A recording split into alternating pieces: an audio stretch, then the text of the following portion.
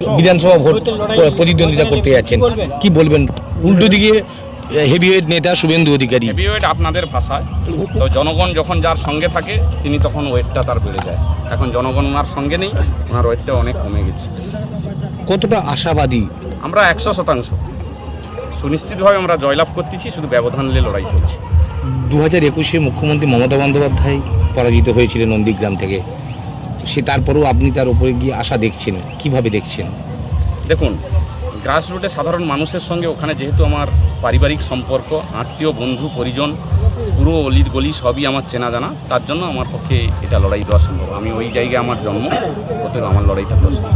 আপনি যে ব্লকে থাকেন, 2 ব্লক, সেই 2 ব্লকই বিজেপি সব থেকে বেশি লিড পায়, এবং এবারে ঘুরে আমরা লিড পাবো। কোন অঙ্কে?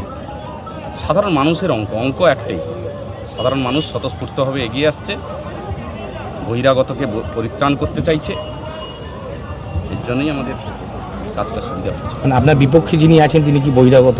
অবশ্যই শাসন প্রক্রিয়া নন্দীগ্রামের উপরে চালিয়েছে, সুশাসন নয় কুশাসন চালিয়েছে। আপনাকে চুনো পুঁঠির সঙ্গে তুলনা করছে।